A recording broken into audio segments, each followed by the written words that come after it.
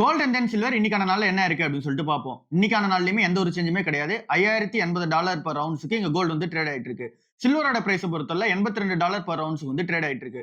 So gold and then சில்வர்ல பெரிய changes எதுவுமே கிடையாது. சோ நேத்துக்கான நாள் என்ன பிரைஸ் இருந்துச்சோ அதே பிரைஸ்ல தான் இன்னைக்கு வந்து இருக்கு. ஏன் இந்த சேஞ்சஸ் இல்ல அப்படின்னா இங்க மார்க்கெட்ல எல்லாரும் எக்ஸ்பெக்ட் பண்ணிட்டு இருக்க நம்பர்ஸ் ஒன்னும் ரீச் ஆகல. மார்க்கெட்ல எல்லாரும் என்ன இங்க வந்து நோட் பண்ணிட்டு இருக்காங்க அப்படின்னா இந்த யூஎஸ் ஜாப் டேட்டா எப்படி இருக்கு அப்படின்னு சொல்லிட்டு நோட் பண்ணிட்டு இருக்காங்க. அண்ட் தென் இங்க ரீட்டைல் சேல்ஸ் டேட்டா எப்படி இருக்கு அப்படின்றதையும் நோட் பண்ணிட்டு இருக்காங்க. இன்ஃப்ளேஷன் எப்படி இருக்குன்றதையும் நோட் பண்ணிட்டு இருக்காங்க. சோ இந்த ஒரு யூஎஸ் டேட்டாஸை வச்சு இங்க இன்ட்ரெஸ்ட் ரேட் வந்து எப்படி இருக்க போகுது அப்படின்ற அந்த ஒரு கேள்வி வந்து இருக்கு. சோ இங்க ஒருவேளை யூஎஸ் டேட்டா எல்லாமே இங்க வந்து ஸ்ட்ராங்கா இருக்கு அப்படின்னா இன்ட்ரெஸ்ட் ரேட் வந்து கட் பண்ண மாட்டாங்க. சோ அப்படியே வந்து ஸ்டெடியா ஹோல்ட் பண்ணுவாங்க. சோ அப்படி ஹோல்ட் பண்ணாங்க அப்படின்னா கோல்ட் அண்ட் சில்வருக்கு ஒரு பெரிய பிளஸ் பாயிண்டா தான் வந்து இருக்கும். சோ ஓரளவுக்கு இங்க பிரைஸ் வந்து அப் ஆகுதுன்னா சான்சஸ் வந்து இருக்கு. ஒருவேளை இந்த ஜாப் டேட்டாஸ் இல்ல அப்படின்னா அந்த சேல்ஸ் டேட்டா எல்லாமே வந்து வீக்கா இருக்கு அப்படின்னும் போது இங்க இன்ட்ரெஸ்ட் ரேட் வந்து கம்மி பண்ணுவாங்க. அப்படி கம்மி பண்ணிட்டாங்க அப்படின்னா இங்க கோல்ட் அண்ட் சில்வருக்கு கொஞ்சம் பிரச்சனையா வந்திருக்கும். சோ திரும்ப வந்து இறங்க ஆரம்பிக்கும். சோ அந்த ஒரு ரீசனால இந்த இன்ட்ரெஸ்ட் ரேட் எப்படி இருக்க போகுதுன்றத வந்து வெயிட் பண்ணிட்டு இருக்காங்க குளோபல் இன்வெஸ்டர்ஸ் எல்லாரும். நிறைய கம்பெனிஸோட Q3 ரிசல்ட்ஸ் வந்து வெளிய வந்திருக்கு. அதுல நம்ம கன்சிடர் பண்றதுக்கு பண்ணாததும் வந்து இருக்கு. பட் ஆனா அந்த ரிசல்ட்ஸ் எல்லாம் எப்படி இருக்கு அப்படின்னு சொல்லி செக் பண்ணி பார்ப்போம். ஃபர்ஸ்ட் பாம்பே டையிங்கோட Q3 ரிசல்ட்ஸ் வந்து வெளிய வந்திருக்கு. இந்த வருஷம் வந்து நெட் லாஸ் தான் வந்து பண்ணிருக்காங்க. 70 கோடி ரூபாய் போன வருஷம் வந்து நெட் ப்ராஃபிட் வந்து பண்ண கம்பெனி வந்து 9 கோடி ரூபாய் நெட் லாஸ் வந்து பண்ணிருக்காங்க. ரெவன்யூ ஃப்ரம் ஆபரேஷனுமே 22% வந்து இறங்கி இருக்கு. லாஸ்ட் இயர் வந்து 400 கோடி ரூபாய் பண்ணிருந்தாங்கன்னா இப்ப 300 கோடி ரூபாய் தான் பண்ணிருக்காங்க. டோட்டல் இன்கமே சேம் 22% வந்து இறங்கி இருக்கு. பிசினஸ் செக்மெண்ட் ரெவன்யூ வந்து பார்க்கும்போது பாலிஸ்டர் பிசினஸ் தான் இந்த கம்பெனியோட மெயின் பிசினஸ் தான் வந்திருக்கு. அந்த செக்மெண்டோட ரெவன்யூ வந்து போன வருஷம் 400 கோடி ரூபாய் பண்ணிருந்தாங்க அப்படின்னா இப்ப 305 கோடி ரூபாய் தான் பண்ணிருக்காங்க. சோ இந்த இடத்துல கோர் பிசினஸ் இதுவா இருக்கு ரீசனால இது டிராப்ல இருக்கிறதுனால தான் ப்ராஃபிட் அந்த ரெவன்யூ எல்லாமே வந்து விழ ஆரம்பிச்சிருக்கு. சோ இந்த ஒரு பிசினஸ் கொஞ்சம் நெகட்டிவா தான் இருக்கு. இங்க பாலிஸ்டர் பிசினஸ் நெகட்டிவா இருக்கு. அதுக்கு அடுத்த பிசினஸா இவங்க டெக்ஸ்டைல்ல வந்து இருக்காங்க. பட் ஆனா அந்த டெக்ஸ்டைலோட அந்த ஒரு பிசினஸ் பொறுத்தல 14 கோடி ரூபாய் தான் இந்த கம்பெனியோட ரெவன்யூ. சோ இது வந்து சின்ன கான்ட்ரிபியூஷன் தான். சோ மெயின் பிசினஸே வந்து இங்க வந்து ஸ்ட்ரகிள்ல வந்து இருக்கு. இர்கான் இன்டர்நேஷனல் Q3 ரிசல்ட்ஸ் எப்படி இருக்குன்னு பாப்போம். நெட் ப்ராஃபிட் வந்து 16% இயர் ஆன் இயர் பேசிஸ்ல வந்து ஏறி இருக்கு. ரெவன்யூ வந்து 19% வந்து இயர் ஆன் இயர் பேசிஸ் வந்து குறைஞ்சிருக்கு. எக்ஸ்பென்சஸ் வந்து 18% வந்து குறைச்சிருக்காங்க. சோ இந்த கம்பெனி எக்ஸ்பென்சஸ் கம்மி பண்ண ரீசனால தான் ரெவன்யூ கம்மி பண்ணியிருந்தாலுமே அதாவது ரெவன்யூ வந்து கம்மியா ஜெனரேட் பண்ணியிருந்தாலுமே இங்க ப்ராஃபிட் வந்து சூப்பரா வந்து காமிக்க முடிஞ்சிருக்கு. 16% இயர் ஆன் இயர் பேசிஸ் வந்து ஏறி இருக்கு. இங்க நெட் ப்ராஃபிட் வைஸ் வந்து வரும்போது சோ இது வந்து இந்த கம்பெனியோட பிசினஸ் அப்டேட்டா இருக்கு. இந்த கம்பெனி இன்டர்ம் டிவிடெண்ட் அனௌன்ஸ்மென்ட் வந்து பண்ணிருக்காங்க. ₹1.20 வந்து தரப்போதா சொல்லிருக்காங்க. இதுக்கான ரெக்கார்ட் டேட் 17ஆம் தேதி வந்து வச்சிருக்காங்க. பிப்ரவரி 17ஆம் தேதி வச்சிருக்காங்க. டிவிஎஸ் லேபோட Q3 ரிசல்ட்ஸ் வந்து எப்படி இருக்கு அப்படின்னு சொல்லி செக் பண்ணி பார்ப்போம். இங்க நெட் ப்ராஃபிட் வந்து எந்த ஒரு சேஞ்சுமே வந்து கிடையாது. 589 கோடி ரூபாய் போன வருஷம் நெட் ப்ராஃபிட் பண்ணிருந்தாங்க அப்படின்னா இப்ப 583 கோடி ரூபாய் பண்ணிருக்காங்க. 6 கோடி ரூபாய் வந்து நெகட்டிவா வந்து பண்ணிருக்காங்க. ஸ்லைட்டா வந்து டிப்ல வந்து இருக்கு. 74 கோடி ரூபாய் இந்த ஒன் டைம் லேபர் கோடுக்காக தனியா எடுத்து ஒதுக்கி வச்சிருக்காங்க. டோட்டல் இன்கம் வந்து 12% வந்து ஏறி இருக்கு. ஸ்டாண்ட் அலோன் ரெவன்யூ வந்து 12% வந்து ஏறி இருக்கு. Stand alone profit after tax பொறுத்தவரை 0.7% தான் வந்து ஏறி இருக்கு. சோ அதிகமான காஸ்ட் ஸ்பெண்டிங் நடக்கிற ரீசனால இந்த கம்பெனியால இந்த அளவுக்கான மார்ஜின் வந்து காமிக்க முடியல. அந்த நீங்க எக்ஸம்ஷனல் சார்ஜஸா இந்த ஒன் டைம் லேபர் கோடுக்காக அந்த காசு ஒதுக்குனாங்களா சோ இதனால இந்த கம்பெனியோட மார்ஜின் வந்து ஸ்லைட்டா அஃபெக்ட் ஆயிருக்கு. ஓவரால் இந்த ஃபினான்ஷியல் இயர் 2026 இந்த ஒரு 9 மந்த் ரிப்போர்ட் எப்படி இருக்கு அப்படின்னு சொல்லி பார்க்கும்போது டோட்டல் இன்கம் வந்து 14% வந்து இயர் ஆன் பேசிஸ் வந்து ஏறி இருக்கு. ப்ராஃபிட் ஆஃப்டர் டாக்ஸ் வந்து 18% வந்து ஏறி இருக்கு. சோ இந்த டிவிஸ் லேபோட ரிசல்ட்ஸ் ஓரளவுக்கு இங்க வந்து பிளஸும் இல்ல நெகட்டிவும் இல்ல ஓரளவுக்கு ஃபிளாட்டா தான் வந்திருக்கு. அசோக் லேலண்டோட Q3 ரிசல்ட்ஸ் எப்படி இருக்கு அப்படின்னு சொல்லி செக் பண்ணி பார்ப்போம். நெட் ப்ராஃபிட் வந்து 4.5% இயர் ஆன் இயர் பேசிஸ்ல வந்து ஏறி இருக்கு. 796 கோடி ரூபாய் நெட் ப்ராஃபிட்டா வந்து பண்ணிருக்காங்க. இங்க 305 கோடி ரூபாய் இங்க வந்து இந்த ஒன் டைம் லேபர் கோடுக்காக தனியா எடுத்து ஒதுக்கி வச்சிருக்காங்க. சோ இது வந்து ஒரு பெரிய இம்பாக்டா வந்து இருக்கு. ரெவன்யூ 22% வந்து ஏறி இருக்கு. எபிட்டா சூப்பரா வந்து ஏத்திருக்காங்க. எபிட்டா மார்ஜினுமே ஸ்லைட்டா வந்து இம்ப்ரூவ்மென்ட் வந்து பண்ணிருக்காங்க.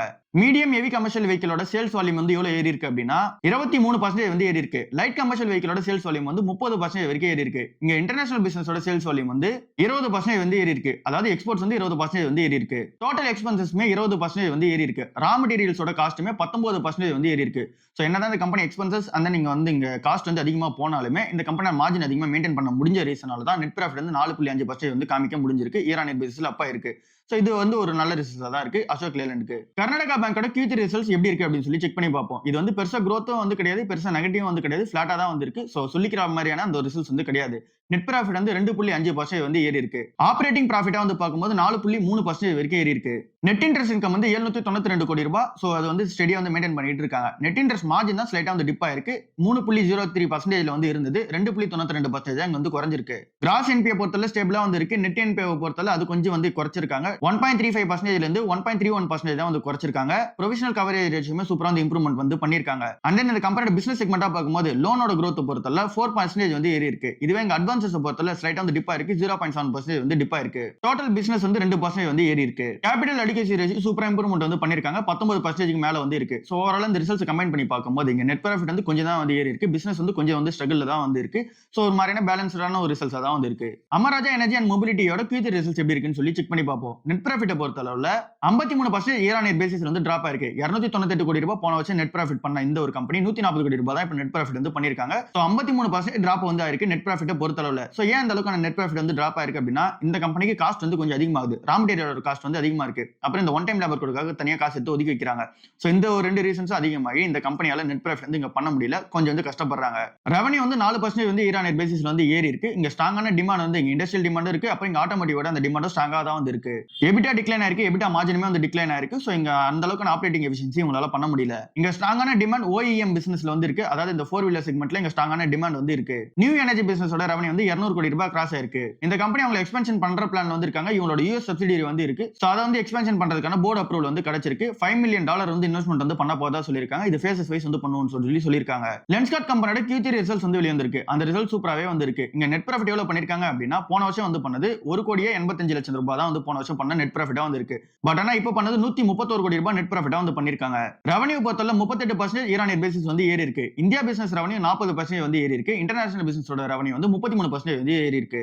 எபிட்டா 1.5 மடங்கு வந்து ஏறி இருக்கு. எபிட்டா மார்ஜின் வந்து 14.5% மெயின்டைன் பண்ணிட்டு இந்த கம்பெனி வந்து இப்போ 20% வந்து மூவ் பண்ணிருக்காங்க. சோ அவங்கள கரெக்ட்டா லீவரேஜ் வந்து பண்ணிக்கிறாங்க. ஆப்பரேட்டிங் எஃபிஷியன்சி சூப்பரா வந்து இருக்கு. 195 ஸ்டோர்ஸ் வந்து புதுசா ஆட் பண்ணிருக்காங்க. அதுல இந்தியால வந்து 163 ஸ்டோர்ஸும் இன்டர்நேஷனல்ல வந்து மீதி இருக்க ஸ்டோர்ஸ் வந்து ஆட் பண்ணிருக்காங்க. இந்த வருஷம் மட்டுமே 420 ஸ்டோர்ஸ் வந்து புதுசா ஆட் பண்ணிருக்காங்க. போன வருஷம் ஆட் பண்ணது 190 ஸ்டோர்ஸ் தான். பட் ஆனா இப்போ ஆட் பண்ணிருக்கிறது 420 ஸ்டோர்ஸ் ஆட் பண்ணிருக்காங்க. சேம் ஸ்டோரோட சேல்ஸ் growth பொறுத்தவரை அது 28% வந்து இயர் ஆன் இயர் பேசிஸ் வந்து ஏறி இருக்கு. 63 லட்சம் ஐ டெஸ்ட் வந்து பண்ணிருக்காங்க. 89 லட்சம் ஐவேஸ் வந்து சோல்ட் அவுட் வந்து பண்ணிருக்காங்க. கோல்ட் மெம்பர்ஷிப்மே இந்த கம்பெனிக்கு சூப்பரா இருக்கு. அதாவது எக்ஸிஸ்டிங் கிளையண்ட்டுமே உங்களுக்கு சூப்பரா அந்த ரெவன்யூ வந்து ஜெனரேட் பண்ணி கொடுத்துட்டு இருக்காங்க. சோ ஓவரால் லென்ஸ்கார்ட் ரிசல்ட்ஸ் வந்து சூப்பரா இருக்கு. SBI கம்பெனி வந்து 4வது மோஸ்ட் வேல்யூபிள் கம்பெனியா வந்து மாறிட்டாங்க. ஃபர்ஸ்ட் இடத்துல ரிலையன்ஸ் இண்டஸ்ட்ரீஸ் வந்து இருக்காங்க. 20 லட்சம் கோடி ரூபாய் மார்க்கெட் கேப்பா வந்திருக்கு. அதுக்கு அடுத்ததா HDFC பேங்க் வந்து இருக்காங்க. அவங்க கிட்ட 14 லட்சம் கோடி ரூபாய் மார்க்கெட் கேப்பா வந்திருக்கு. அடுத்ததா பாரதி ஏர்டெல் வந்து இருக்காங்க. அவங்க கிட்ட 12 லட்சம் கோடி ரூபாய் மார்க்கெட் கேப்பா இருக்கு.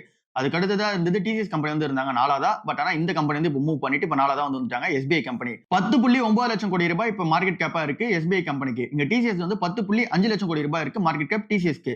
அடுத்தது ICICI கம்பெனி வந்திருக்கு. அவங்களுக்கு 10 லட்சம் கோடி ரூபாய் இங்க மார்க்கெட் கேப்பா வந்திருக்கு. சோ எல்லா கம்பெனியும் வந்து சப்ரஸ் பண்ணிட்டு இங்க 4th பிளேஸ்க்கு வந்து போயிட்டாங்க SBI கம்பெனி. ரேபிடோ கம்பெனி என்ன பிளான் பண்ணிருக்காங்க அப்படின்னா ஃபினான்ஷியல் 2026ல IPO வந்து வரதுக்கான பிளான்ல வந்து இருக்காங்க. சோ அப்படி IPO லிஸ்ட் பண்ணனும் அப்படின்னா என்ன மாதிரியான பிளான் எடுக்கறாங்க அப்படின்னா இங்க ஃபவுண்டர்ஸ் எல்லாரும் இங்க வந்து நான் ப்ரோமோட்டர்ஸ் வந்து மாத்திர பிளான்ல வந்து இருக்காங்க. மொத்தம் 3 ஃபவுண்டர்ஸ் அவங்க எல்லாரும் இப்ப நான் ப்ரோமோட்டர்ஸ் வந்து மாற போறாங்க. அப்படி நான் ப்ரோமோட்டர்ஸா மாறிட்டாங்க அப்படின்னா அவங்க கிட்ட வோட்டிங் ரைட்ஸ் வந்து ஷேர் ஹோல்டர்ஸோட அந்த வோட்டிங் ரைட்ஸ் பொறுத்தவரை 10% கீழ தான் உங்களுக்கு வந்து வோட்டிங் ரைட்ஸ் வந்து இருக்கும். சோ அப்படி இருக்கும்போது இந்த கம்பெனி வந்து ப்ரொஃபஷனலி மேனேஜர் கம்பெனியா வந்து ட்ரீட் பண்ணப்படுவாங்க. சோ ஒருவேளை இந்த ஃபவுண்டர்ஸ் வந்து மெஜாரிட்டி ஆஃப் தி ஸ்டேக் வந்து இருக்கு அப்படின்னா அது வந்து இந்த ஒரு பிசினஸ் குள்ளே வந்து வர ஆரம்பிச்சிடும். அதாவது ஒரு ஃபேமிலி பிசினஸ் வந்து பார்க்கப்படுவாங்க. பட் ஆனா இந்த மாதிரி அவங்களோட வோட்டிங் ரைட்ஸ் கம்மி பண்ணிட்டு நான் ப்ரோமோட்டர்ஸா போற ரீசன்னால இந்த கம்பெனிக்கு ஒரு பெரிய பெனிஃபிட்டா வந்து இருக்கும். இங்க ஸ்விக்கி கம்பெனி IPO வரும்போதும் அந்த இங்க டெலிவரி கம்பெனியோட IPO வரும்போதுமே இப்படிதான் வந்து பிளான் பண்ணி பண்ணியிருந்தாங்க. மஹேந்திரா அண்ட் மஹேந்திராவோட Q3 ரிசல்ட்ஸ் வந்து வந்திருக்கு. அந்த ரிசல்ட்ஸ் எப்படி இருக்குன்னு சொல்லி செக் பண்ணி பார்ப்போம். இங்க கன்சாலிடேட்டட் நெட் ப்ராஃபிட்டா வந்து பார்க்கும்போது 47% இயர் ஆன் இயர் பேசிஸ்ல வந்து இங்க நெட் ப்ராஃபிட் வந்து ஏறி இருக்கு. இதுல 54% வந்து ஒன் டைம் லேபர் கொடுக்காக தனியா ஒதுக்கி வச்சிருக்காங்க. அது வந்து இங்க சேர்க்காம 47% வந்து நெட் ப்ராஃபிட் வந்து கன்சாலிடேட்டட் நெட் ப்ராஃபிட் வந்து ஏறி இருக்கு.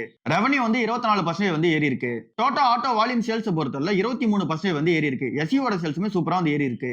SUV யோட மார்க்கெட் ஷேருமே 24% வந்து மெயின்டைன் பண்றாங்க. SUV செக்மெண்ட்மே சூப்பரா வந்து growth ஆயிட்டு இருக்கு. இப்போ நம்ம டிராக்டர் பிசினஸா வந்து அப்படின்னா அதோட செக்மெண்ட்டுமே சூப்பரா தான் வந்து growth ஆயிட்டு இருக்கு. மார்க்கெட் ஷேர் வந்து 20 பேஸ் பாயிண்ட்ஸ் வந்து கம்மியா இருக்கதா சொல்றாங்க. 44% தான் மார்க்கெட் ஷேர் இப்போ இவங்க கிட்ட இருக்கதா வந்து சொல்றாங்க.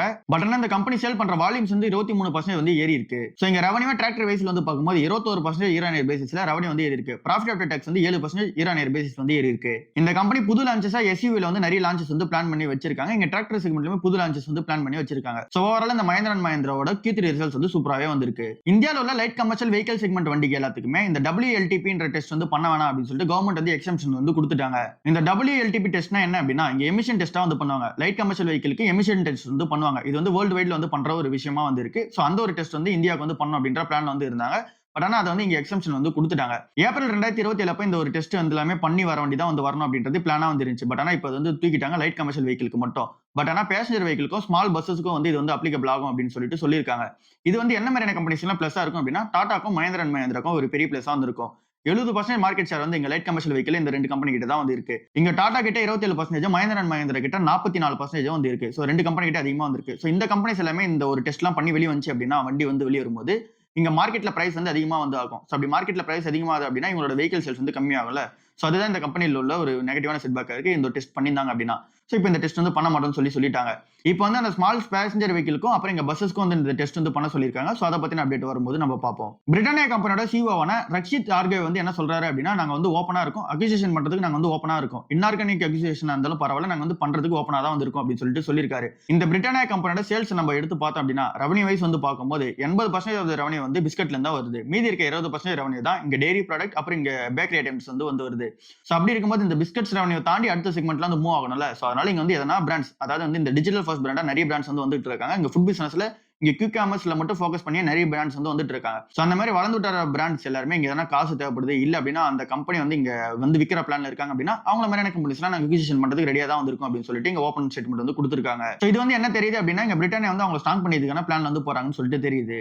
ஆர்பிஐ வந்து அப்ரூவல் வந்து கொடுத்திருக்காங்க. 9.95% ஆஃப் த ஸ்டேக் வந்து 8 பேங்க்ஸ்ல வந்து ஐசிஐசிஐ கம்பெனியும் அப்புறம் இங்க ஐசிஐசியோட அந்த குரூப் ஆஃப் என்டிட்டிஸ் எல்லாமே சேர்ந்து 9.95% ஆஃப் தி ஸ்டேக் வந்து இங்க 8 பேங்க்ஸ்ல நீங்க வச்சுக்கலாம் அப்படின்னு சொல்லிட்டு அப்ரூவல் வந்து கொடுத்துட்டாங்க.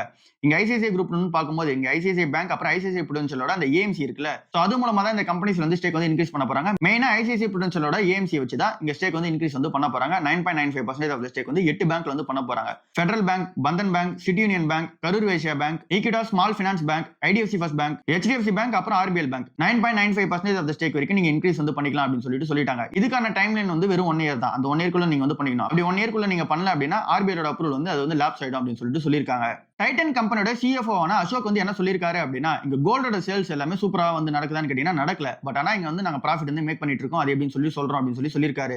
சோ அதுல அவர் என்ன சொல்றாரு அப்படின்னா இங்க கோல்டோட சேல்ஸ் பொறுத்தவரை இந்தியால கோல்டோட சேல்ஸ் வந்து கம்மியா தான் வந்து நடக்குது. பட் ஆனாலும் இங்க அதிகமான பிரைஸ் ஏறின ரீசனால எங்களுக்கு மார்ஜின் அதிகமா இருக்கு. அதனால எங்க ரிசல்ட்ஸ் எல்லாமே சூப்பரா இருக்கு. பட் ஆனா இந்தியாவை பொறுத்தவரை இங்க கோல்டோட சேல்ஸ் அந்த அளவுக்கு வந்து பிக்கப் வந்து கிடையாது அப்படின்றத சொல்லியிருக்காரு. 2025ஓட WGC டேட்டா எடுத்து பார்த்தோம் அப்படின்னா அதாவது வேர்ல்டு கோல்டு கவுன்சிலோட அந்த டேட்டா எடுத்து பார்த்தோம் அப்படின்னா அவங்க கிட்ட எல்லா டேட்டாவுமே வந்து இருக்கும். நீங்க ஜுவல்லரிக்காக எவ்வளவு வந்து வாங்குறீங்க, அதாவது உலக லெவல்ல ஜுவல்லரிக்காக எவ்வளவு வாங்குறாங்கன்ற டேட்டாவும் வந்து இருக்கும்.